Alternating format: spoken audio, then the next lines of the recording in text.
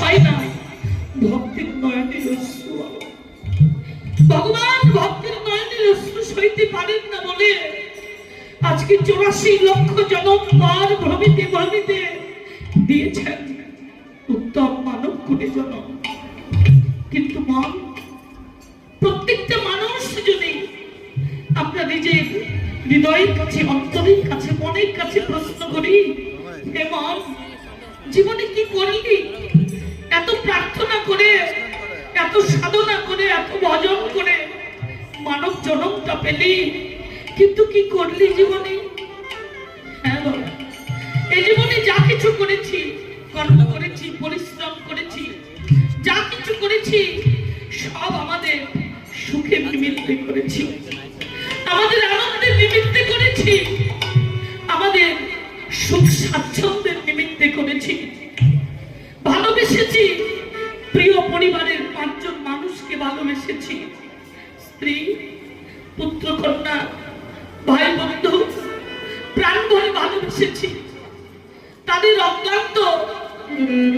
অক্লান্ত পরিশ্রম করেছি তাদের জীবনটাকে গড়ে দেবার জন্য, তাদের অপূর্ণতা পূর্ণ করবার জন্য অক্লান্ত পরিশ্রম করেছি। কেউ চাকরি, কেউ ব্যবসা, কেউ দিনমজুরি, রৌদ্রের মধ্যে পরিশ্রম করেছি।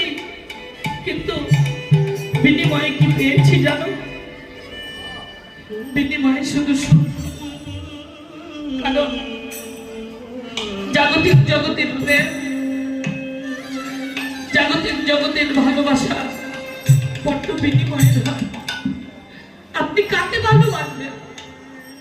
আপনার স্ত্রীকে, আপনার স্বামীকে, আপনার পুত্র, কন্যা, ভাই, বন্ধুকে?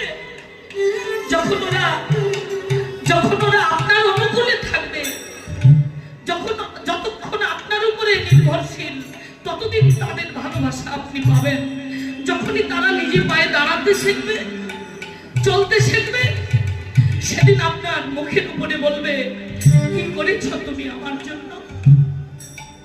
আপনি সেদিন নির্বাক হয়ে শুধু অপলক নেত্রে তাকিয়ে থাকবেন, আপনার কথা বলবার মতো ক্ষমতা থাকবে না।